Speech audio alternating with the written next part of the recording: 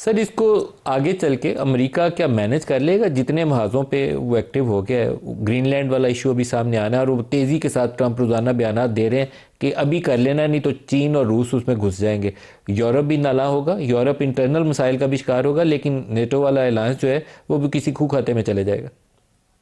जी, इसमें तो कोई शक नहीं है कि डोनाल्ड ट्रंप साहब के जो इकदामात हैं वो दुनिया में अफरा तफरी फैला रहे हैं। बैनुल अक़वामी कवानीन की धज्जियां उखड़ उखड़ गई हैं। और वो तो मानते भी नहीं। अब तो वो कहते हैं कि हम इंटरनेशनल ब्यूरोक्रेसीज यानी यूएन और इससे जितने मुल्हिका इदारे हैं इन सब से हम पीछे किनारा कशी करेंगे। जाहिर बात है, ये पैसे इतने ज़्यादा देते हैं उसमें। 22% यूएन का बजट अमेरिका से आता है। जो वर्ल्ड बैंक की फंडिंग जो है वो 35% डेवलपमेंट फंडिंग अमेरिका देता है। अगर ये हाथ खींच लेते हैं तो काफ़ी मसाइल तो पैदा होंगे। इसी वजह से वो इनकी लेवरेज भी जो बनी हुई है, लेकिन ये लेवरेज कब तक होगी? जब ये ख़त्म कर देंगे तो लेवरेज भी ख़त्म हो जाएगी उस तरह से। इसीलिए डोनाल्ड ट्रंप साहब ने पहले ही कह दिया है कि मैं अपना दायरा सुकेड़ के वेस्टर्न हेमिस्फेयर पे ले आऊँगा। ये ग्लोबल एंगेजमेंट्स हम सिलेक्टिवली करेंगे। मकसद उनका ये था कि भाई हम ये जो दूर बांध की जंगें करते थे, अपने ट्रूप्स भेजते थे, वो हम नहीं भेजेंगे। हम सिलेक्टिवली एंगेज करेंगे, यानी जहाँ इंटरवेंशन करनी है वहाँ करेंगे।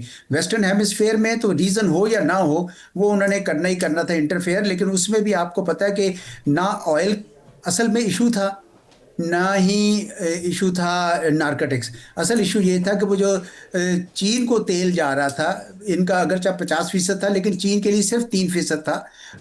जो वेनेजुएला से जा रहा है, लेकिन वो उसको भी रोकना चाह रहे थे। और उनका ख्याल था कि हमारी नेशनल सिक्योरिटी स्ट्रेटजी के मुताबिक वेस्टर्न हेमिस्फेयर में अब किसी को नहीं आना चाहिए। ग्रीनलैंड अलबत्ता वो एक पेशबंदी कर रहे हैं कि यहाँ पे हम अगर कोई मिजिल डोम हमने बनाना है, हिफाजत के लिए शील्ड बनानी है, तो हमारे लिए ये चीन से रूस से कोई मिसाइल आते हैं तो उसके खिलाफ ग्रीनलैंड में हम करना चाहेंगे। प्लस इकोनॉमिक फैक्टर्स भी बहुत ज़्यादा हैं। इससे यूरोप जो है ना बड़ा तलमिला गया है। और यूरोप तो खैर तिलमिला पहले से भी रहा है।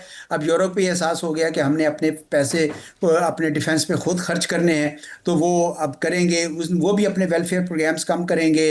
इमिग्रेशन के ऊपर बड़ा जोर आएगा। यानी दुनिया में इस वक्त क्योस जो है बढ़ रहा है। मिडल ईस्ट में इसराइल के हक में और ईरान के खिलाफ वो इंटरवेंशंस कर रहे हैं और करते चले जाएंगे।